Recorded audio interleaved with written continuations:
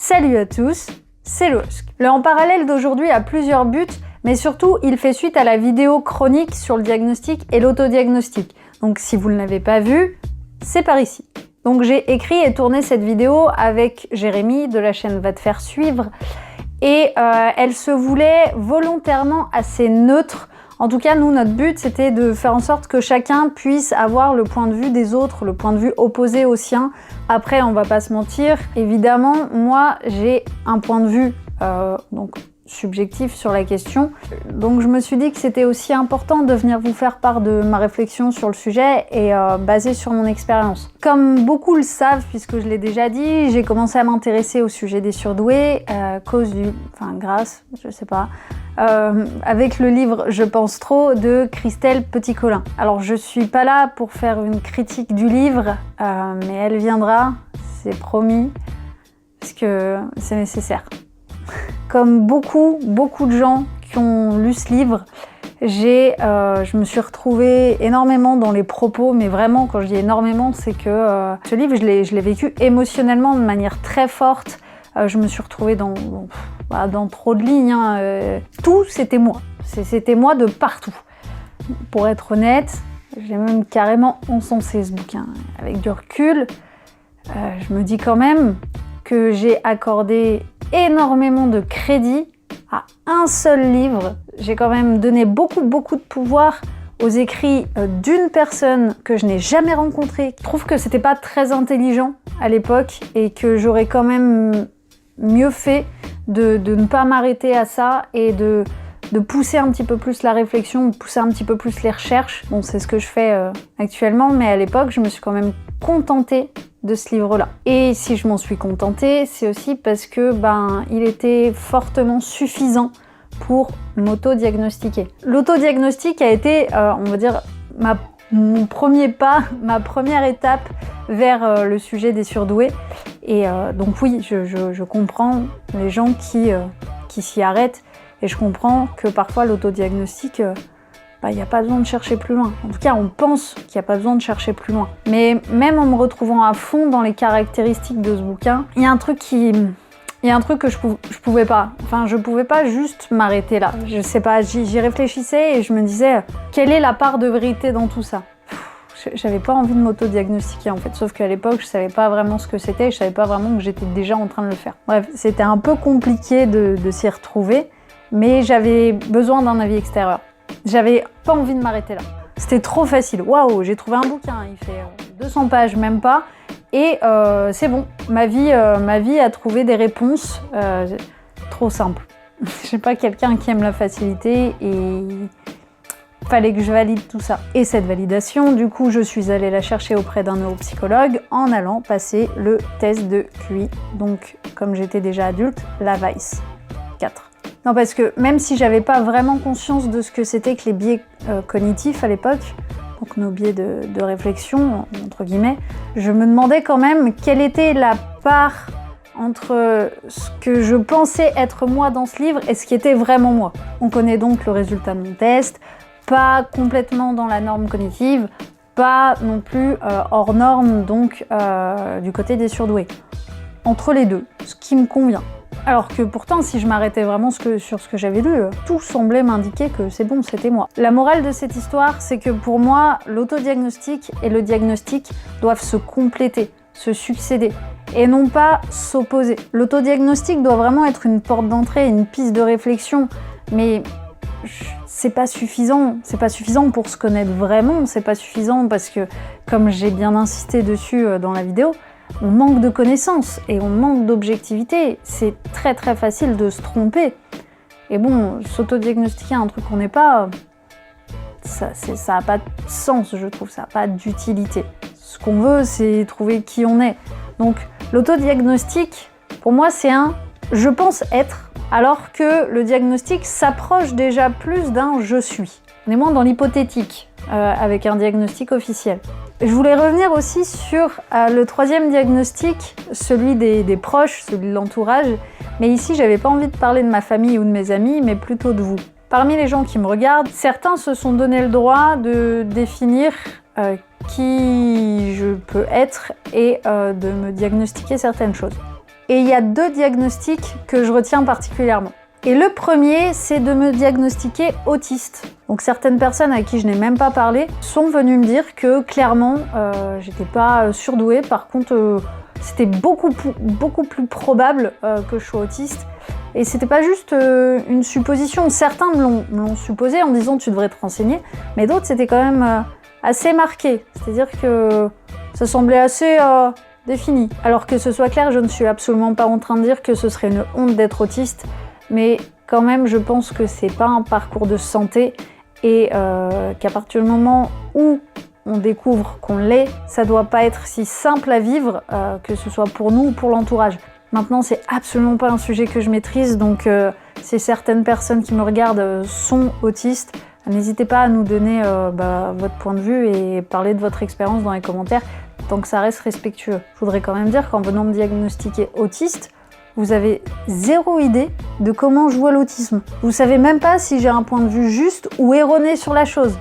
Si ça se trouve, je prends l'autisme pour une toute autre pathologie. Si ça se trouve, je mélange des choses. Si ça se trouve, vous en savez rien. Et même moi, je sais même pas si ma vision de l'autisme est réellement ce qu'est l'autisme. Mais peut-être qu'un jour, on découvrira que je suis Asperger ou que j'ai des tendances autistiques. Je suis désolée, encore une fois, j'utilise peut-être pas le bon vocabulaire. Quoi qu'il en soit, c'est pas à vous de venir l'affirmer. Ensuite, quelque chose qui revient assez régulièrement, on se permet de me dire si je suis ou ne suis pas au potentiel intellectuel, surdoué, ce que vous voulez. Et ce qui est bien, c'est que vous êtes même pas vraiment tous d'accord. C'est-à-dire qu'un jour je le suis et un jour je le suis pas, et puis je le suis à nouveau, et puis c'est évident, puis ça ne l'est pas. Alors on va trancher relativement vite sur le sujet. J'ai passé un test et j'aimerais qu'on s'y tienne. J'aimerais qu'on s'y tienne pour la simple et bonne raison que je l'ai pas passé pour rien. Je n'ai pas passé ce test pour finalement n'y accorder aucun crédit. Il m'a demandé de l'énergie, du stress, de l'argent. Il m'a demandé pas mal de choses et ne pas tenir compte du résultat, ne pas tenir compte du diagnostic, ce serait quand même avoir fait tout ça pour rien du tout. Donc je sais que la plupart d'entre vous qui viennent me dire que si je suis surdouée, ça se voit, c'est gentil, je sais que c'est fait pour me faire du bien, mais s'il vous plaît, ne le faites pas. Et ne le faites avec personne d'ailleurs, je pense que c'est pas forcément toujours une bonne idée. Je tiens à rappeler que quand vous regardez mes vidéos, vous regardez des choses qui sont écrites, tournées et montées, et ce n'est pas non plus hyper facile de parler face à une caméra et de se dire que ça va être vu peut-être par des milliers de personnes. Et que ça peut fortement se ressentir sur ma capacité à parler, sur ma capacité à réfléchir, sur ma capacité à jouer. Donc ne vous fiez pas juste à ce que vous voyez de moi, ou ce que vous voyez de n'importe qui d'ailleurs. Le fait de dire très facilement aux gens qu'ils sont ou ne sont pas surdoués me rappelle une histoire. Dernièrement, je parlais de ma chaîne avec quelqu'un et quand j'ai prononcé le mot surdoué, la personne s'est renfermée et d'un coup, j'ai plus envie de parler. D'un coup, je l'ai perdu. Mon sujet ne l'intéressait absolument pas, mais mon sujet ne l'intéressait pas parce que cette personne en entendait trop parler de partout. Tout le monde était surdoué. C'était, ça y est, tout le monde l'était, tout le monde lui disait qu'elle l'était probablement. Ça fait vite effet de mode. Et des fois, c'est des choses, si on n'a pas les bonnes infos sur ce que c'est qu'être surdoué ou pas, ben ça peut vite être très saoulant. Et du coup, je lui en ai pas voulu de pas avoir plus envie de parler avec moi, mais j'ai trouvé ça un peu triste parce que j'aurais pu lui apprendre des choses, mais à cause du fait qu'elle en entendait parler de partout, j'ai pas pu. Tant pis, je fais aussi ces vidéos pour informer les gens qui voudraient se tenir informés quand ils sont prêts à écouter. Donc maintenant, on va revenir sur quelques-uns de vos commentaires, et notamment celui de Fanny S, donc, qui me dit « Je constate que tu viens de faire une collaboration avec un psychanalyste. N'as-tu pas peur que cela jette le discrédit sur ta chaîne ?» Vous êtes 14 à avoir aimé ce commentaire, donc je suppose que plusieurs d'entre vous sont d'accord avec ça. C'est un commentaire tout à fait juste et auquel je m'attendais finalement. Donc oui, Jérémy est psychologue psychanalyste et j'ai bien conscience que pour beaucoup, la psychanalyse est une pseudo-science et quelque chose qui ne tient pas la route. Je donnerai pas pour l'instant mon avis personnel parce que j'ai clairement pas fait assez de recherches dessus et que j'ai donc pas envie de dire n'importe quoi. Jérémy est surtout diplômé de psychologie, psychologue professionnel et c'est ça qui m'intéressait. Et c'est pour ça qu'il est venu sur la chaîne.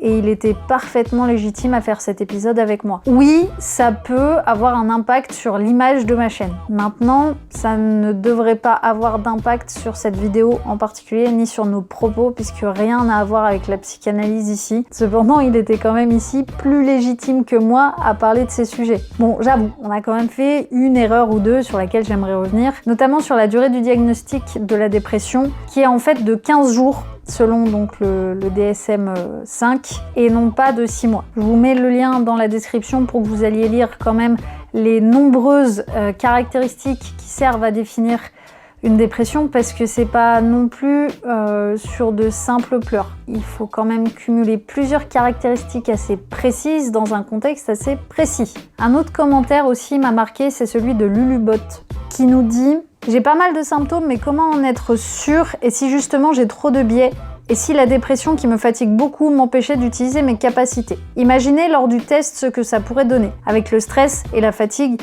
je risque de tout foirer sans jamais savoir. Et en même temps de ne pas mettre de mots dessus. Et si c'est négatif et que je ne suis pas du tout surdouée, ben je suis quoi? Un as bercé d'illusions. Alors, je vais être relativement claire. Ne pas être surdoué ne veut pas dire que vous êtes naze. Ne pas être surdoué ne veut pas dire que vous êtes incapable. Et d'ailleurs, être surdoué ne signifie pas que ça y est, vous avez toutes les clés de la réussite. Mais ne pas atteindre 130 à un test de QI ne signifie pas que vous ferez jamais rien de votre vie, mais des tonnes de gens font des trucs super cool en ayant, à mon avis, 110, 115, en étant dans la moyenne. C'est vraiment pas une question de valeur humaine. On en reparlera. On reparlera de tout ça, mais ne partez vraiment pas du concept que si vous n'atteignez pas 130 points, vous êtes nul. Parce que c'est faux. D'ailleurs, Lulubot nous parle de dépression. Clairement, si vous avez des problèmes d'insomnie, de dépression, de manque de confiance en vous, ce genre de choses, réglez d'abord ça avant de passer le test. Le test pourra vous redonner confiance et pourra vous montrer que vous êtes capable de faire beaucoup de choses. Moi, il m'a donné envie de ne plus me laisser aller, en tout cas. Mais la dépression, c'est quelque chose d'important et régler ça d'abord, déjà, ça vous fera du bien. Et effectivement, passer un test dans les bonnes conditions psychologiques, c'est quand même plus intéressant pour avoir un score qui se rapproche de nos vraies capacités. C'est tout pour aujourd'hui. Je sais pas du tout combien de temps va durer cette vidéo en vrai. J'arrive pas à faire court. Je suis désolée, j'ai trop de trucs à dire, j'ai trop de choses à détailler. Certains passent mes vidéos en x1,5 ou x2. Donc si vous voulez le faire, allez-y. Franchement, moi, du moment que vous avez envie de m'écouter, vous faites comme vous voulez. Et puis, si ça vous gêne pas de regarder des vidéos longues comme ça, j'aimerais bien que vous me le disiez aussi. Parce que moi, j'ai l'impression qu'au-delà de 10 minutes, ça y est, il n'y a plus personne. Bon, en attendant, je vous fais à tous des gros bisous. Et ciao, bye.